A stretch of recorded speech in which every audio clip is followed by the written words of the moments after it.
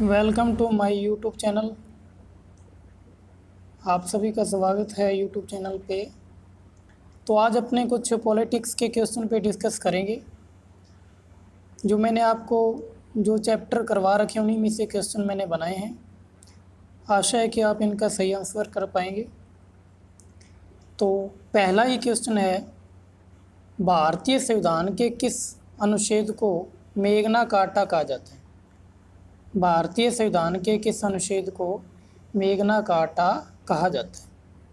तो ऑप्शन है ए 13, अनुच्छेद 21, अनुच्छेद 32, अनुच्छेद 368।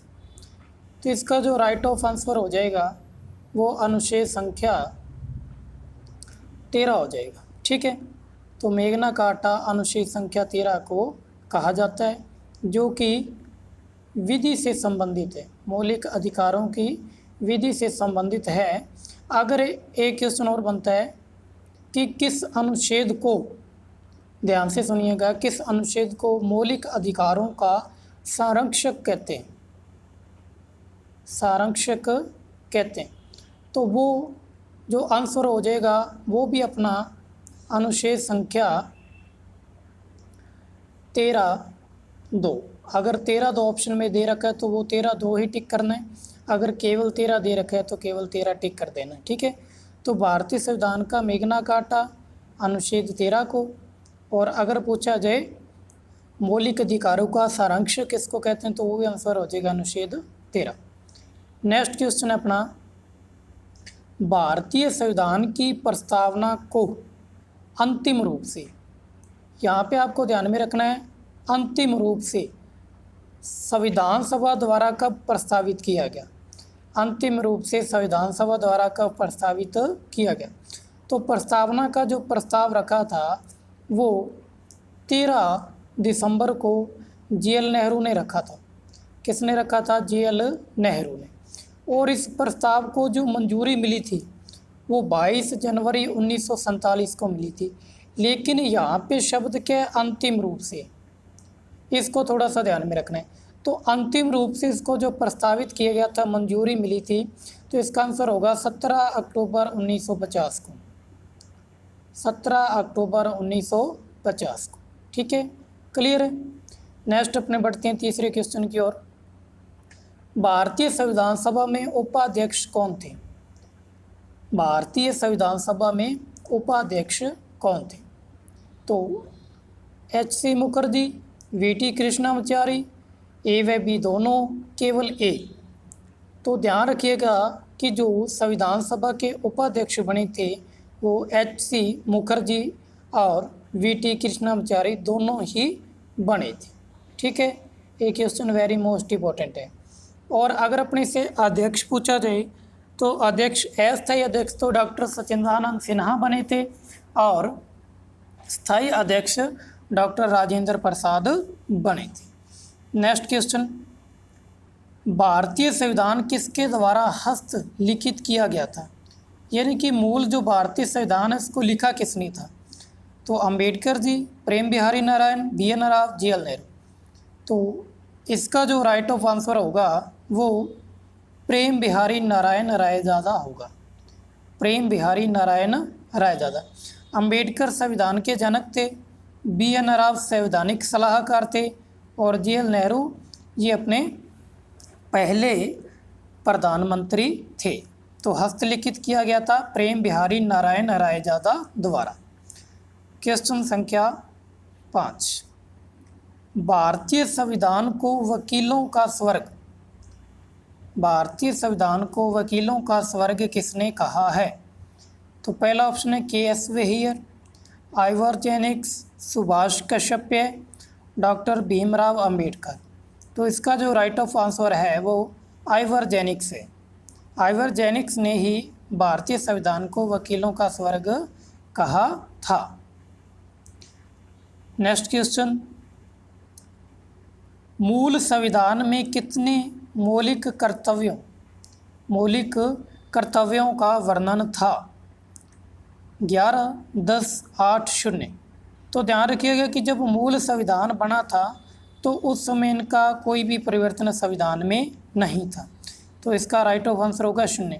अगर पूछे कि 42वां जो संविधान संशोधन हुआ था उसके तहत कितने जोड़े गए थे, ठीक है, 42वें संविधान संशोधन के तहत, तो 42वें संविधान संशोधन के तहत इनकी संख्या 8 थी। और जो 11वां मौलिक कर्तव्य है इसको 86वां संविधान संशोधन के तहत जोड़ा गया था 2002 में, और ये 1 अप्रैल को लागू हुआ था, 1 अप्रैल 2010 में लागू हुआ था। क्लियर। नेक्स्ट क्वेश्चन, भारतीय संविधान की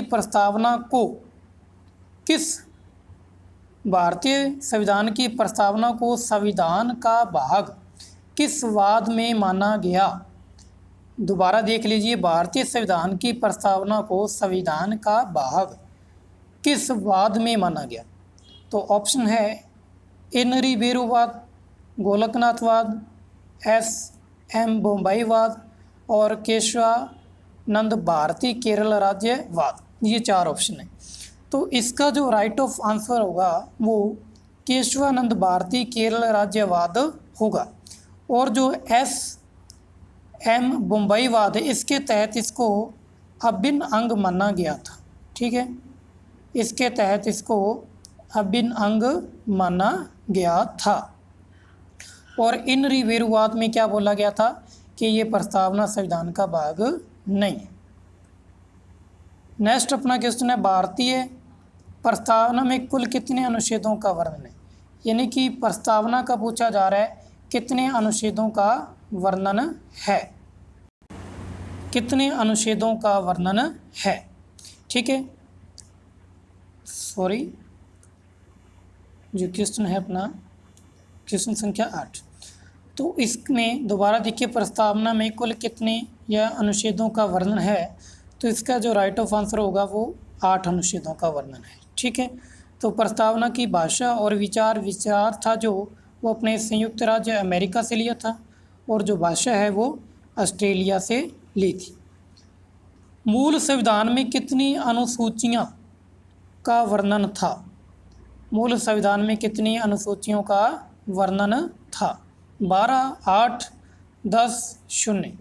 तो इसका जो अपना राइट ऑफ आंसर होगा कि मूल संविधान में कुल 8 अनुसूचियाँ थी। उसके बाद में वर्तमान में कितनी अनुसूचियाँ हैं, 12 अनुसूचियाँ हैं। 9वीं अनुसूची कब जुड़ी, प्रथम संविधान संशोधन द्वारा।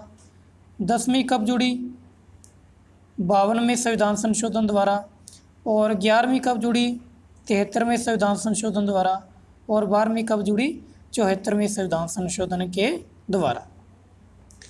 नेक्स्ट अपने भारतीय संविधान का मेगना कार्टा किस भाग को कहा या किस भाग को कहते हैं। पहले क्वेश्चन था अनुच्छेद का, अब पूछा गया भाग, किस भाग को कहते। तो ऑप्शन है भाग 5, भाग 1, भाग 3, भाग 2। भाग 5 जो संघीय कार्यपालिका से संबंधित है, भाग 1 जो उसके राज्य तथा संघराज्य क्षेत्र से संबंधित, भाग 3 मौलिक अधिकारों से, और भाग 2 नागरिकता से। तो इसका जो राइट ऑफ आंसर होगा वो भाग संख्या 3 जो मौलिक अधिकार हैं, इसी को भारतीय संविधान का मेगना कार्टा कहा जाता है, ठीक है। नेक्स्ट क्वेश्चन, किस अनुच्छेद को भारतीय संविधान का मेरुदंड कहा जाता है। भारतीय संविधान का मेरुदंड यानी कि भारतीय संविधान की बैकबोन, भारतीय संविधान की बैकबोन कहा जाता है, ठीक है।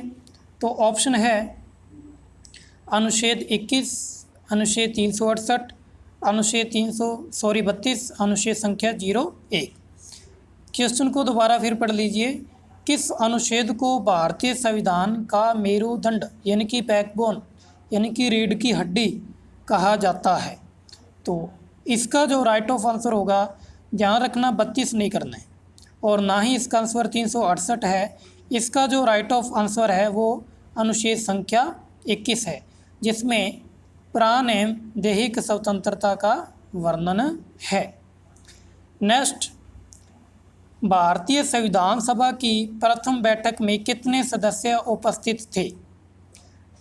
जो प्रथम बैठक हुई थी संविधान सभा की 9 दिसंबर को, उसमें कितने सदस्य शामिल थे?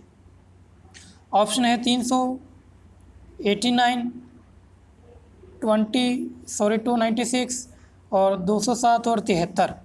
तो इसका जो राइट ऑफ आंसर होगा वो 207 होगा। और प्रथम संविधान सभा की जो बैठक हुई थी, इसकी अध्यक्षता किसने की थी? तो डॉक्टर सचिदानंद सिन्हा ने की थी अस्थायी रूप से। ठीक है, डॉक्टर सचिदानंद सिन्हा। क्लियर है?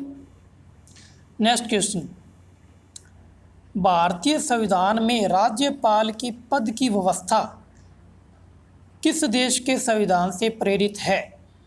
भारतीय संविधान में राज्यपाल की पद की व्यवस्था किस देश के संविधान से प्रेरित है? अब क्वेश्चन को ध्यान से पढ़ना है कि क्या पूछा गया, पद की व्यवस्था पूछी गई है। और पद की व्यवस्था मैंने आपको बताई थी रूस के संविधान से।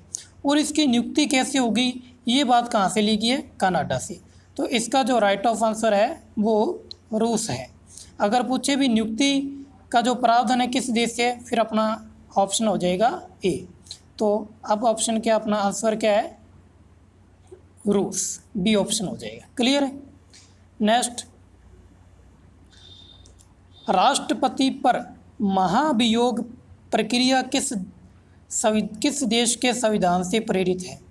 राष्ट्रपति पर महाभियोग प्रक्रिया किस देश के संविधान से प्रेरित है? ऑप्शन है कनाडा, रूस, आयरिश यानी कि आयरलैंड, और ऑप्शन है इनमें से कोई नहीं।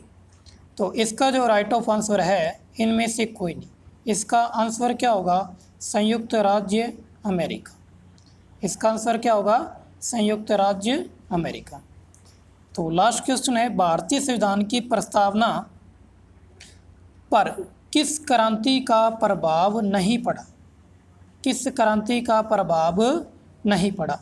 ऑप्शन चीन की क्रांति, अमेरिका की क्रांति, रूस की क्रांति और इंग्लैंड की क्रांति।